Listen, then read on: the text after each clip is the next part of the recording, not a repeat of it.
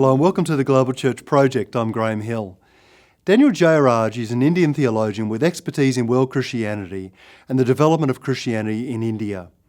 Daniel Jeyaraj has taught at major theological colleges around the world and published works in English, German and Tamil. His theology focuses on native cultures and the dynamics of their interactions with Christian missions today and historically. He's interested in the development of indigenous cultures and Tamil Christianity as a result of European mission in India. Daniel Jeyaraj is currently based at Liverpool Hope University. He's a professor of world Christianity and the director of the Andrew Wall Centre for the Study of African and Asian Christianity. Daniel Jeyaraj, welcome to the Global Church Project. Euro-American missionaries brought important things to India, of course. Yeah. But it's fascinating how much India influenced them and how much the experience of India, its culture, its religions, its pluralism, its Christianity, really influenced Christianity. And when I look back at some of the most influential Euro-American missionaries or missional theologians, so many of them were deeply influenced by India. Yeah. So what are your thoughts on that?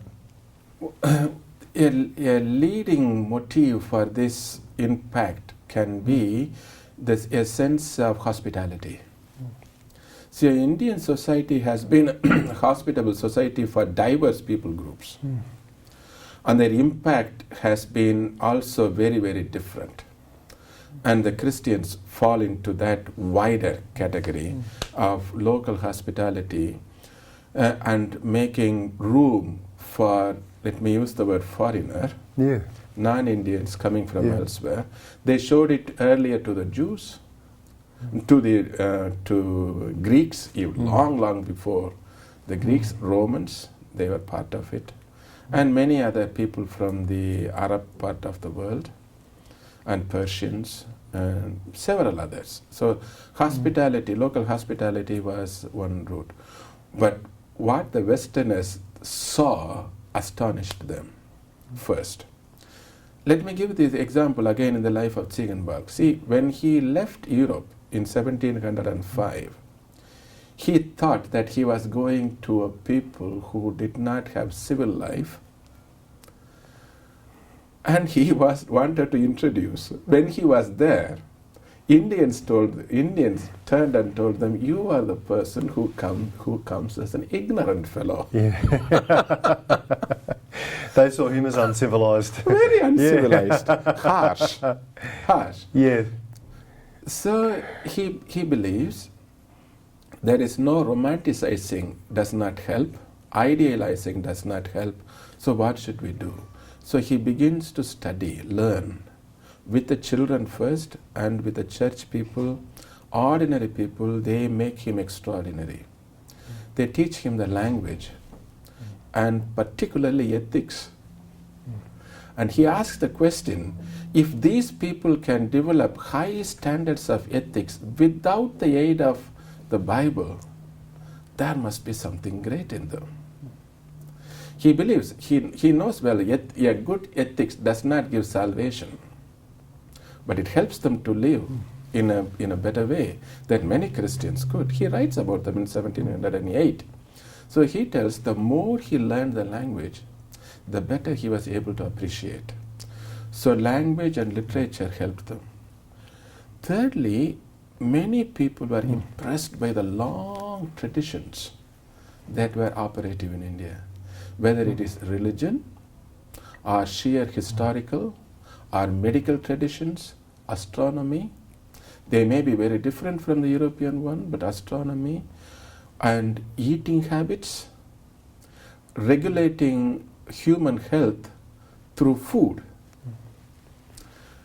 So these were some of the areas where they felt very much attracted to. And above all, as people are Christian missionaries, religious people, some of them they said there is nothing good in others. But the particular missionary, the Lutherans, when they came, they wanted to discover the residual remaining of image of God among them.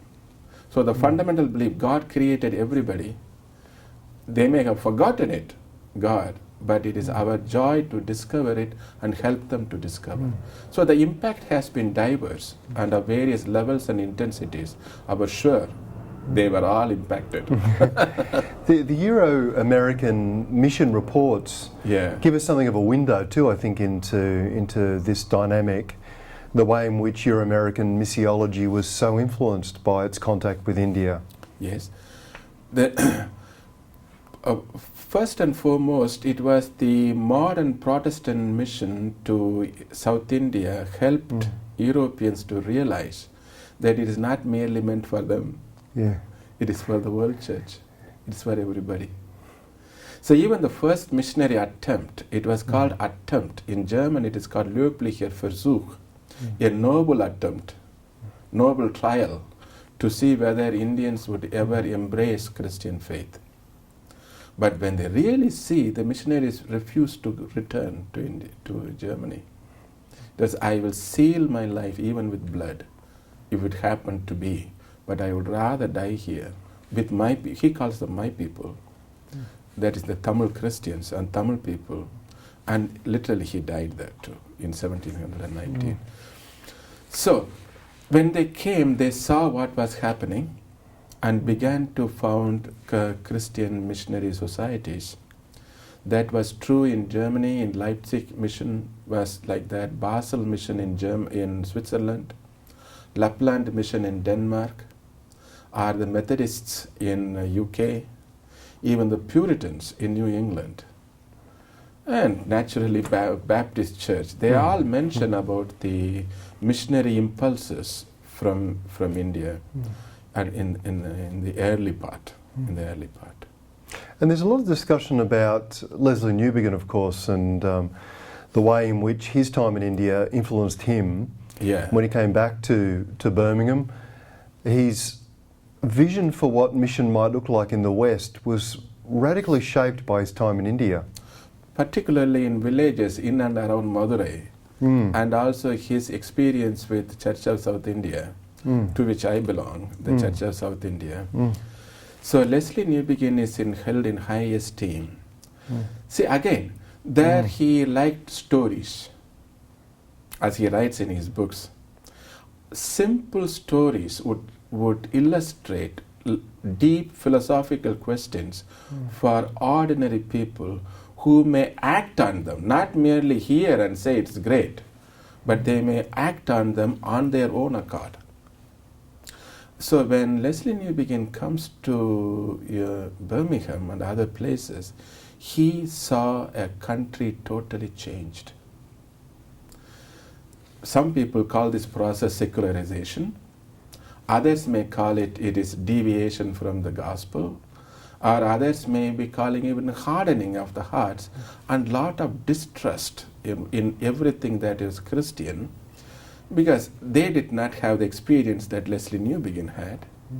They most of the time hear the bad things about Christians among themselves and about others, and the post-colonial historians and interpreters add their voice, because their selective choice of just highlighting what went wrong, even small thing that went wrong, but making it, blowing it out of proportion, is the common knowledge particularly among ordinary people. And Leslie Newbigin found it really hard. So, but the transformative experiences that he had in dealing with people who had very absolute ideas shaped him. And when he came here, he felt the changes where we need to take the changes, the modern realities into account, yet bear witness to Christ's Lordship. That I found great. And lots of stories are told about him when he was here in Birmingham, mixing with Indian migrants in the area, spending time with them, talking with them in their mother tongue. Tamil. Yeah, that's right. And so extraordinary again how the context of India and mission in the context of India has so profoundly shaped our missional imagination today, I think. Yes. It has also changed in many other ways. See, the food habit of Britain changed. Yeah. Yes, well. Where is the city where there is not an Indian restaurant? Well, or curry? I've heard the national dish is no longer fish and chips. No, and dress habits and tea drinking. It is China, but they got a lot of them from India, coffee. So many things have changed. And the sheer number of Indian population here and their impact in medicine and in engineering and in higher education is very obvious. So within that larger picture of impact, Indians do have some role. And there Leslie Newbegin was an example. I think. Yeah. Daniel Jeyaraj, thank you for joining us at the Global Church Project. Thank you for this opportunity. God bless you. You've just watched an abridged version of this interview.